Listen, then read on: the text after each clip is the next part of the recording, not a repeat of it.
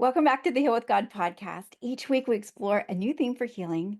I'm your host, Heather O'Brien, and today we're talking about prophetic permission, what it means to dream boldly with God when fear says, let's play small. So many of us carry dreams in our hearts, dreams that God probably put there, but fear, perfectionism, or our past failures whisper, we're not enough. Knock it off. Don't try it again. But what if our wait for confirmation or making sure that it's really time is actually us scared? Deep down, we're just scared. And we need to start believing that we've already been given permission. Well, what if your healing actually starts when you move forward? That's a new thought, right? What if your wait is actually fear and disobedience? So, what if the permission you're waiting for is already yours? Today's guest gets us on a deep level with this permission that we're looking for. He's not just a speaker or a coach. He's actually someone who equips others to overcome fear with faith and to dream big with God. Hey there, welcome to Heal with God. I'm Heather O'Brien, your prophetic healing coach. This is your place where we go deeper into hearing God's voice and finding your healing through Jesus. If you're a Christian who's prayed all the prayers but you still feel stuck and you're ready for breakthrough, you're in the right place. Let's dive in because healing with God is possible for you too. This is simple. Every third Monday of the month, I host a free live 60-minute prophetic healing workshop on Zoom. All you have to do is sign up at heatherobrien.net/workshop. Click the link in your inbox when it's time and show up as you are. Messy hair, big questions, and all. I'm going to guide you through a 3-step spirit-led process to hear God, uncover what's really behind that reoccurring struggle, and break off the lies that have kept you feeling stuck. You don't need to prepare or perform, just be ready to listen and receive. And if you sign up early, you might even get a chance for the free live coaching and prayer during the workshop. It's that easy, 1 hour that could shift everything for your healing journey. Welcome, Mitch. I'm so glad that you're here. This is Mitch Matthews with us. Oh, it's great to be here, Heather. I love what you're doing. So it's an honor, and I'm excited for this conversation. Yay. So, Mitch, I've heard that you've talked about this idea of giving yourself permission, Yeah. okay, especially in seasons where fear or doubt is actually really loud. Yeah. And it made me think, what if the people listening right now actually feel called? They feel called to do a lot of things, a lot of Yep. different things, but they also feel like they're too broken or unqualified. I Yep. think that's really the big bucket. They just feel unqualified, not ready, like Yeah. they haven't studied enough. They don't have enough degrees. They Yep. don't have the permission. It's almost like if they get this degree or certificate, then they get the permission. I Yep. see that time and time and time again. So instead of asking you to give us your resume, I was wondering, when did you first realize that waiting until you had it all together was actually delaying God's plan?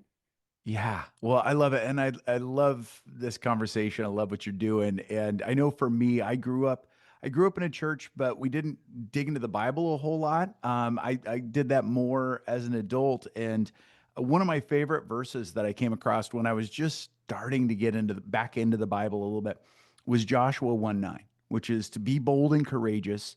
Yes. And what I love about that is it's God talking to a guy named Joshua, and he says, "Be bold and courageous, Joshua." And it's not because Joshua was talented, not because he was a good leader, not because he was smart. He was all those things. He'd proven himself all those things. But he said, "Be bold and courageous, for I'm with you wherever you go." Uh-huh. Now, I love that verse. I'm like, that's an amazing verse. But when I started to dive into that whole chapter, I realized the story of it, the context of it was that basically God and Joshua were on the border of the promised land. Joshua was the one who had been chosen to lead the Israelites into the promised land. This has been something they'd been working up to for 40 years, preparing for it.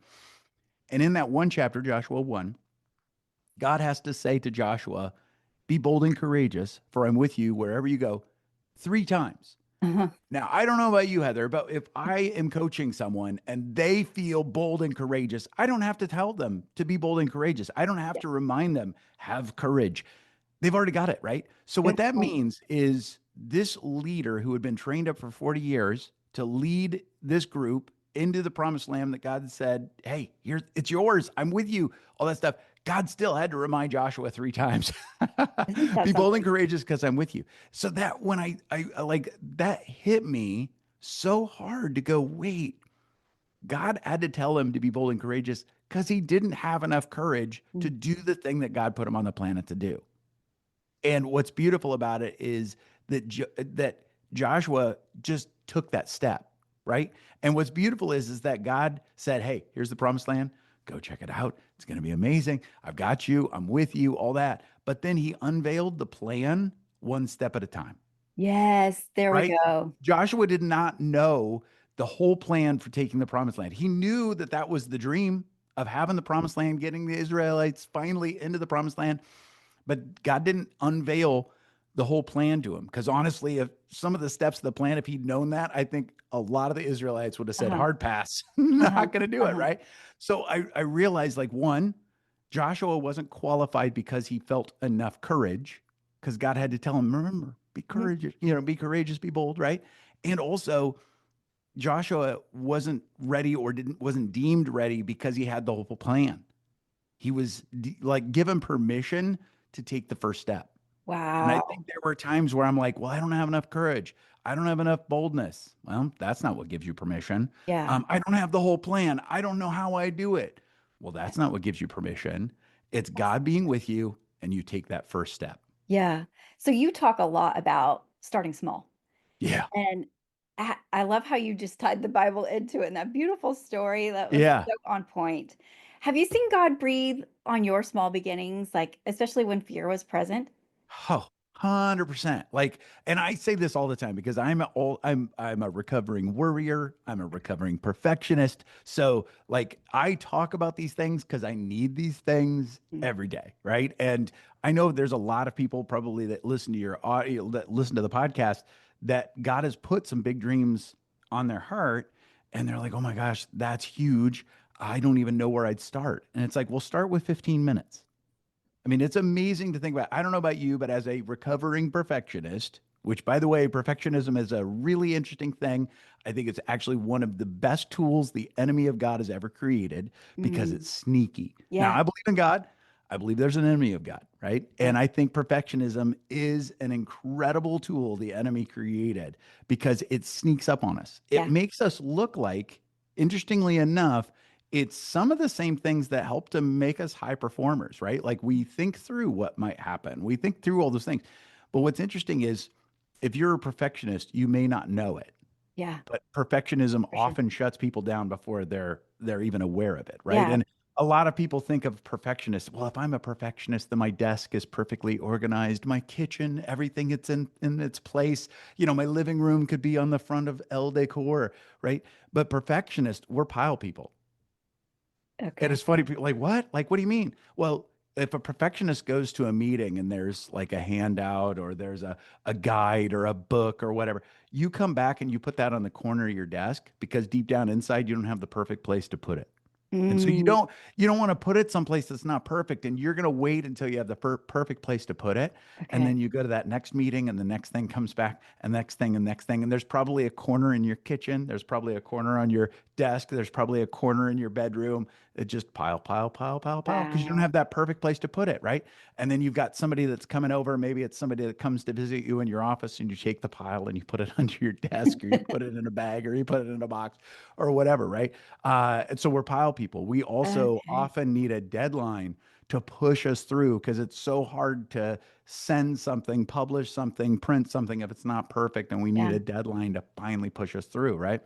So a lot of people are perfectionists. They think they're procrastinators. Yeah. But what it is we're waiting for it to be perfect.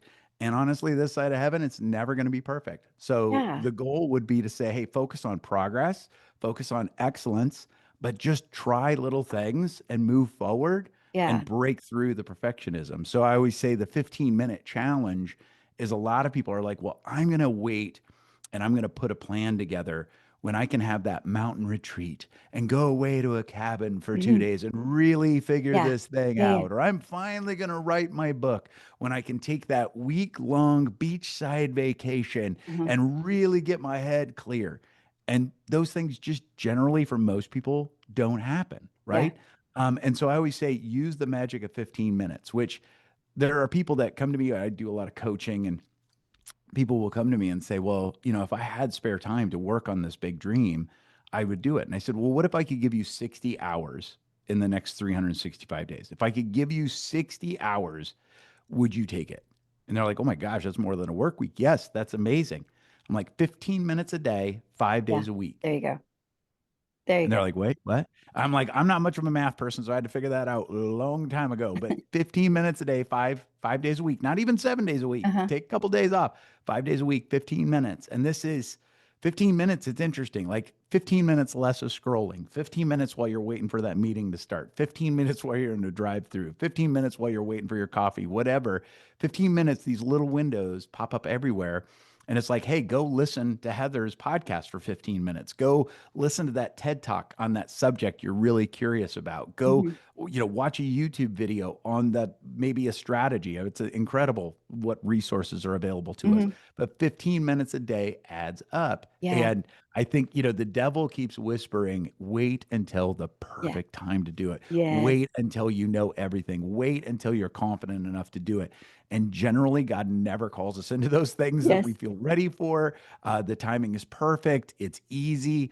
Oftentimes, the big things that He calls us into, He knows He's calling us into something that we absolutely need Him to guide us and help us with every Uh-huh. step of the way. Uh-huh. And so that's I that's love where that. that's where it starts. Yeah. So I was just asking you for a small step, and so you're saying I'm just like mapping this all together. Actually, the fear of taking that one small step is Yeah. driven by perfectionism. Oftentimes for a lot of people. Yep. And you are so right. It is sneaky, it's deceptive It's because sneaky. it's masked as godly. Right. It's Right. a really a mask. There's a scripture that says what seems godly actually isn't. Right. Paraphrasing. And I think that that's what perfectionism is. Yep. I know that I've suffered, I'm a recovering perfectionism, just like Yeah. you Yep. said. And Yep. I know it's actually a devil too. And we talk Yeah. about deliverance here, and Yeah. I It's hope that's huge. not too weird for you, but we Oh, talk no, about by no means. like Yep. we're Yep. really in spiritual warfare, and this perfectionism actually isn't your personality. It's something Nope. that you have to fight like it's a spirit because Yep. it's warring for your attention. You said it so clearly. You said it is, well, you didn't say it was demonic. That's my words, but No, but it's true. Yeah, it's of the enemy, right? It's one of the enemy's best strategies that's what because you were you're saying. exactly right. It is. And it's one of those things that and that's what the enemy does, right? He can never be as creative, never as amazing as our God, right? So what he does is he tries to take something good and Uh-huh. he tries to twist it just a Yes. little bit, right? So Yes. we can have a heart for excellence. Yes. Like if we, when people hear me say let go of the perfectionism, I think sometimes people wonder, are you just saying sit on the couch and Uh-huh. Right. veg No. out? It's like, no, I No. still have a heart for excellence. I Uh-huh. still have a heart for progress. But, I have to remind myself daily to set aside the heart for perfection because Mhm. perfection's just not going to happen on this side of Right. this side of Yeah, heaven.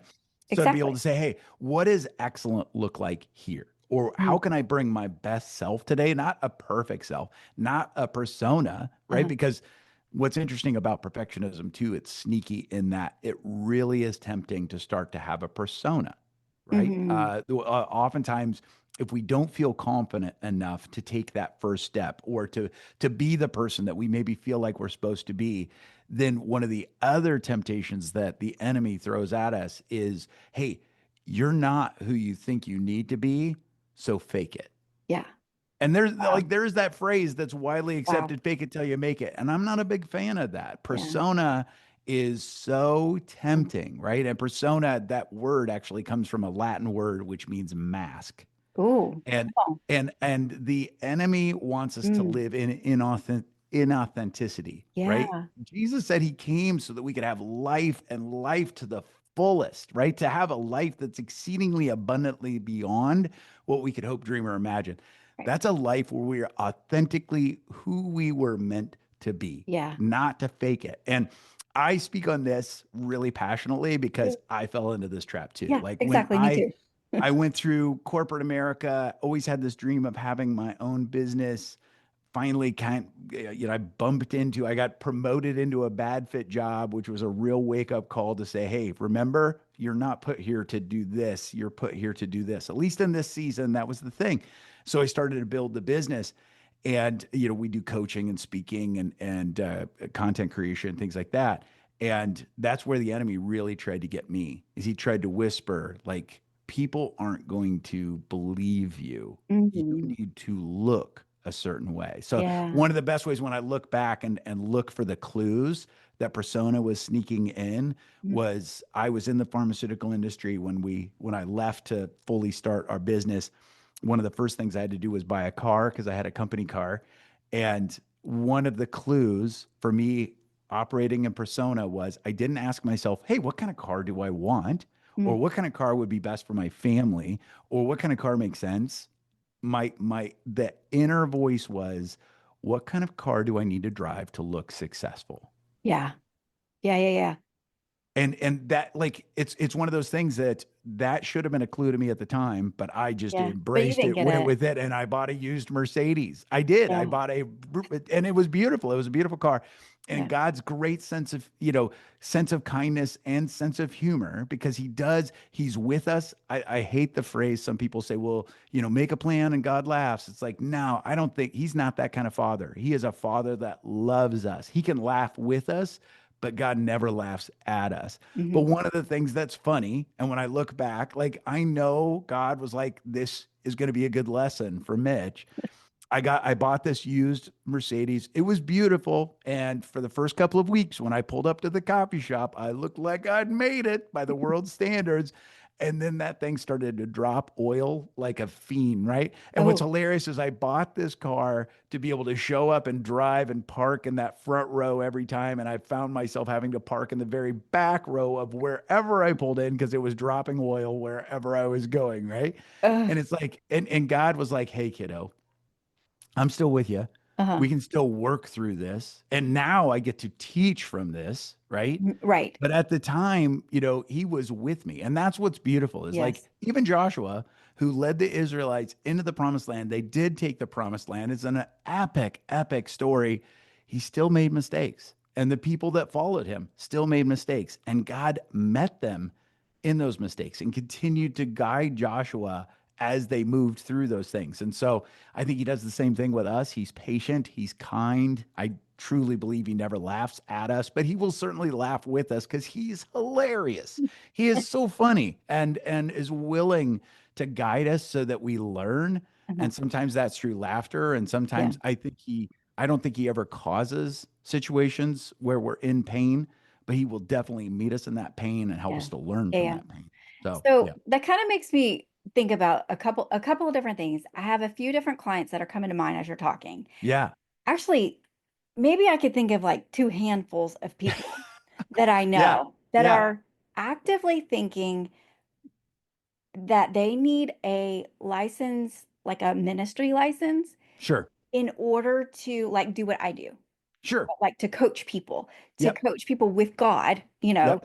Yep. healing and Yep. stuff. And it goes a step further. Actually, another handful of people actually feel like they have to have the therapy license, Sure. and they may or may not be called to that. I don't know. Right. And or they might be called to the therapy lens, to coach with a Christian lens, but then they also feel like I need to go to Bible college because I'm a brand new Sure. believer and I don't know anything. And Sure. I'm like, I recently was coaching someone through that and I was like, I don't think this is of the Lord. I think Yeah. that this is actually distraction. Yeah. And that kind of hit her like a ton of Yeah. bricks.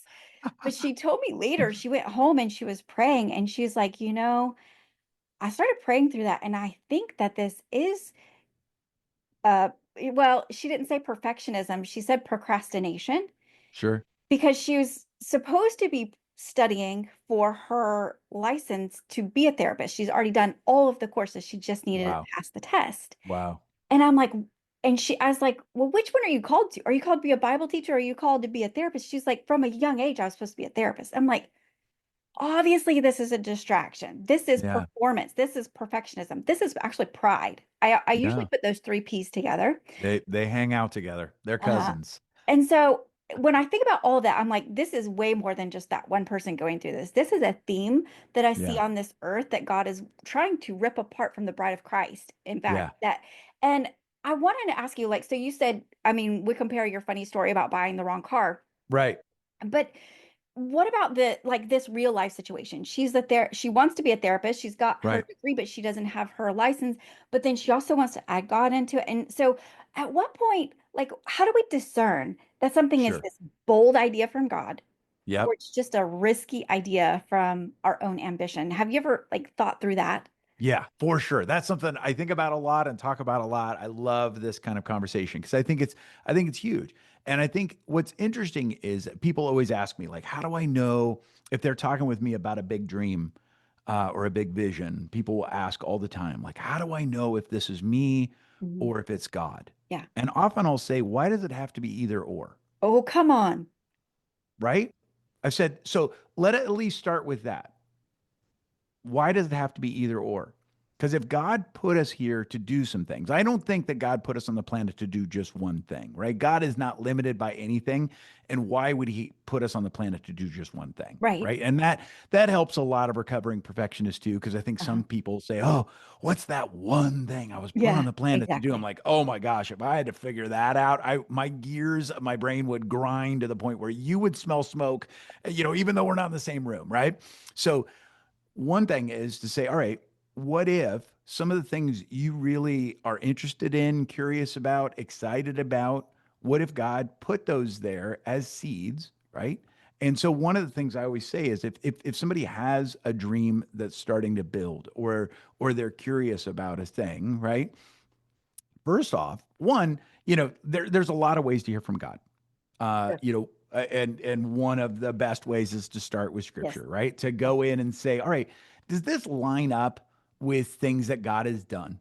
Does this line up with things that God has said? Right? I know there have been some of my dreams where I'm like, well, it's not really like word for word exactly what God would say, but it does encourage people Mhm. or it does connect people or like this seems godly even though there's not, it's not really covered in the 10 commandments. Well, those kinds of things, right? Mhm. But it's like, does it line up with what God has said or God has done?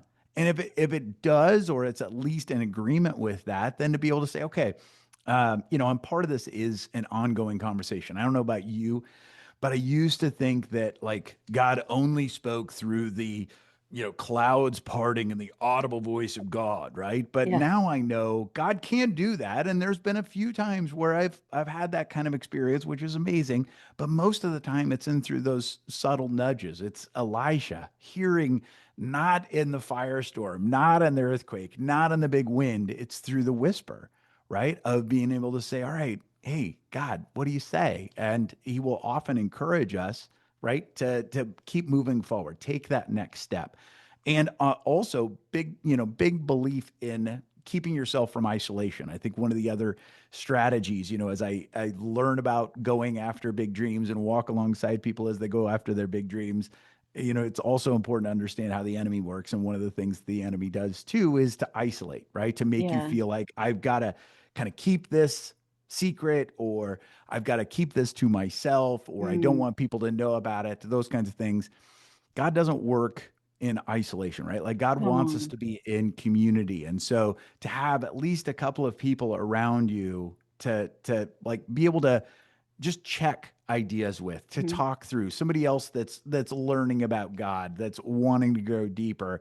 And people always ask me like, how do I get those people in my life? And one of the first things I'll do is say, hey, be that for somebody else. Yeah, that's That's good. where it starts, right? If you're looking to have more people that will encourage you in your dreams and what God's saying, be that for at least one other person. And it's amazing what God will do through that. So start Mhm. there, right? Yeah.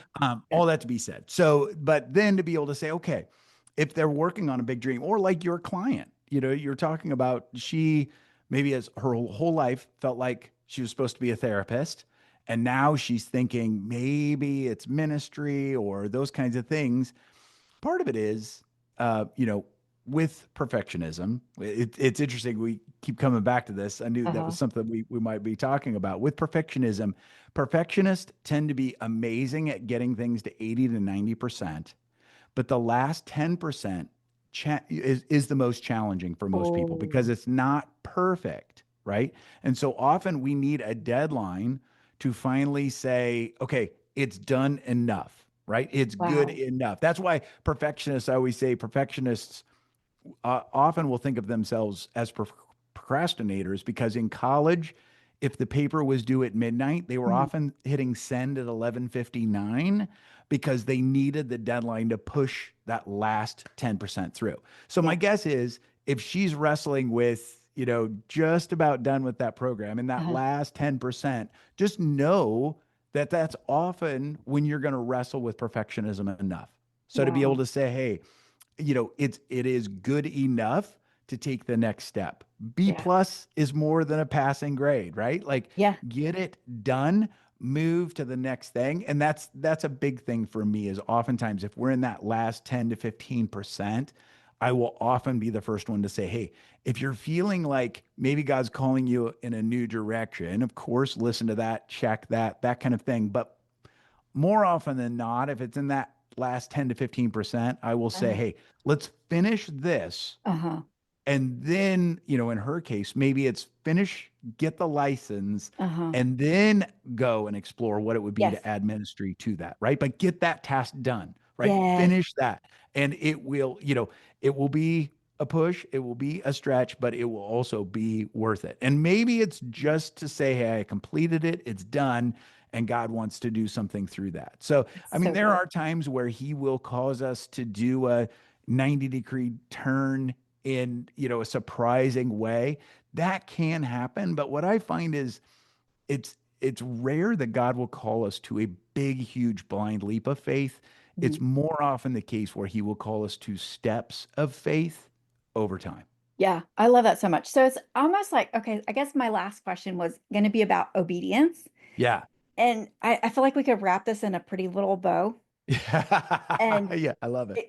and like the way that you're describing how perfectionism gets in the way extremely like Yeah. almost intolerable at the end of a project Yep. is really intriguing to me. I haven't ever quite seen it that way. Yeah. But that is so eye-opening. I hope the listeners are really catching the wind on this. I feel the Holy Spirit so strongly on like That's good. this is something that like we all struggle with at Yep. some point in our life. But I like to say uh like when we're talking about obedience, Yeah. um it's kind of like what's the last thing God told you to do? Yeah. And so like if we go back to our example with this client, like the last thing he told her to do was take the test. Yeah. Right. Right? And the next step, like towards obedience for the seeds that got planted for, learning more about God so that she could minister properly. Let's Sure. just, I'm like, Right. I'm being Right. sarcastic here. I'm like, listen, you don't have to have a license to declare you're qualified to Right. help God's people. Right. And or a lot of people on my show want to have are like listeners, they want to have their own podcast. Sure. And even as you were talking about isolation, I've heard people say, "Well, I started a podcast and I didn't tell anyone about it." I'm like, "Is that really of God?" Right. Like that sounds like so much fear is surrounded by that. Exactly. So, Yeah. let's tie this in a little bow Yeah. with like what is your thought about like obedience coming before clarity? Yes. Like, Well, here's the thing. I love that conversation too. Just you got such great questions. That's why I knew I would just love this conversation. But what's interesting oftentimes is that we think obedience is knowing the full plan, come on. right? That So good. that will like if I understand what God's calling me to, I will understand the full plan. Yeah. Yeah, yeah, yeah. And then once I have the full plan, then I'll step out. Yep. But generally, what he will do is give us an essence Mhm, of what we're being called to, mhm. and he will give us a next step Yeah. That's so good. and then say, kiddo, I'll meet you in the next step. Yeah. I'm with you. It's like Joshua. I mean, we're started with Joshua, coming back to Joshua. Uh-huh. Like that legitimately was what he did with Joshua. Like he spent 40 years preparing him to be a leader, preparing him for different things, right? But like what's amazing about the 40 years of preparation for Joshua, like some of your folks I know the Bible, love the Bible, some of your folks maybe not, right? But one of the things that was coming in the first few weeks of them taking the promised land was they had to walk around the city of Jericho, and God gave them a strategy for walking around the city of Jericho, and the walls fell. Mhm. Now that's an amazing story. Sure. That's crazy, Yeah. right? But that had never happened. Like what's amazing about it is that 40 years God had been showing Joshua how to be obedient. He was showing Joshua how to be a leader, how to be a warrior, all those things. And then when they started to walk out this next level and the bigger vision, the bigger dream, he showed them how to apply the things that they'd been working on, the things Mhm. he'd been taught him. He showed him how to apply that to something he'd never experienced before. Ooh. Yeah. And that's what he does. Like, and so, people are like, well, what's the big dream? And it's like, well, I know for me, I'm still figuring out some of my big dreams as I'm stepping towards the essence Uh-huh. of what I think it is. Right. Like, there are people who say, well, what's your big dream? I'm like, I'll give you the essence of a couple of big dreams, Yeah. but I'm still sorting through what the final version Right. might be. And I think I probably get to figure out the whole thing when I'm in heaven talking with God, sitting there going, what was that about? That was Yeah. amazing, right? But I Exactly. know, like, again, we talked about John 10, Jesus saying and what he said in John 10:10, where he came, right, so that we could have life to the fullest, Uh-huh. to have a life that's exceedingly abundantly beyond what we could hope, dream, or Yeah. imagine. Paul talked about that in Ephesians 2. And I think a big part of that is being with him, walking out these amazing experiences, and sometimes fully understanding why we're doing it, but most of the time just knowing that God is with us and it's incredible. Yeah. That's so Because good. I know for me, I miss out on so many of the amazing moments day to day because I'm focused on trying to figure out what the big vision is and what all of this means. Yeah. And it's like, you know what? When I focus in on this moment, that's where God meets me. Yeah. Like God is not subject to time at all. He's not subject to anything, right? He created the rules, but he's not subject to those rules. But what's amazing about it is when it comes to time, God meets me in this moment. Yeah. God's in my future, God's in my past, there's Yeah. no doubt. But where I meet him is in this moment. Uh-huh. And that's where he wants to be with us in the big dreams that we're walking out, in the day to day, in the line waiting for coffee, building up to take the test, whatever it might be, doing a podcast interview. That's where God meets us, is in this moment. Yeah. Thank you so much. Wow, Yeah. Mitch, this was such a great conversation. And we didn't necessarily know we were going to be talking about perfectionism. I do want to Right. say this, like, that's what God's doing on this earth. I feel like as the conversations flow, we know this is the thing that God wants to purify the bride of Christ about. And I've seen it in the themes of several of my interviews lately. It's been about perfectionism, and I'm not like That's forcing it interesting. to go there. It's up That's there. amazing. Yeah, I think God's wanting to do some serious work, and I know your audience is put here to do big things, Yeah. and I think he is. He's wanting to rip down our understanding of perfectionism so that not only can we overcome it, but we can help other people overcome it. Because think about like an army of Jesus people loving well, serving well, bringing excellence. Like that's an Yeah. unstoppable force. And if perfectionism is one of the best tools the enemy's tried to create, then what if we could just blast past that? Mm. Yes, exactly. Wow. Okay. What a great conversation that we've had with Mitch Matthews today. Listen, I don't know that I mentioned this earlier, but he actually has a podcast. So you're already listening. Mitch, tell us all about the freebie you want to share and Yep. where they can go listen to your podcast. Yes, absolutely. So, like, everything can start by going to mitchmatthews.com. That's where you can kind of find out more about some of the things we do. I do have a podcast called Dream, Think, Do, and it's all about helping people to dream bigger, think better, and do more of what they're put on the planet to do. And I've been wildly blessed to interview Academy Award winners and New York Times bestsellers and Olympic gold medalists and everything in between, just on strategies to do that, to dream bigger, think better, and do more. And some of those people are faith based. A lot of those people are not, but we have great conversations about all those things and find God's truth in all of it, which is awesome.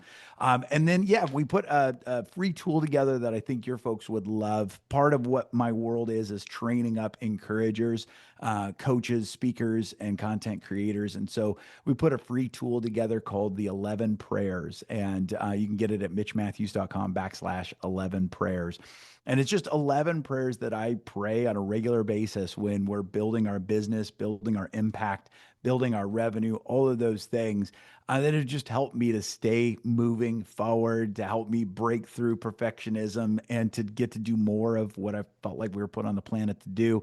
And this tool's really helped a lot of people. So I wanted to definitely offer it to your folks as well. So again, it's mitchmatthews.com/11 prayers. It's free, and I think people will really enjoy it. Thank you so much. Awesome. I Yeah. can't wait to go see that. And Warrior, I hope that this conversation blessed you. Check out the show notes for all those links if you need them. And otherwise, I pray blessings and favor will chase you down.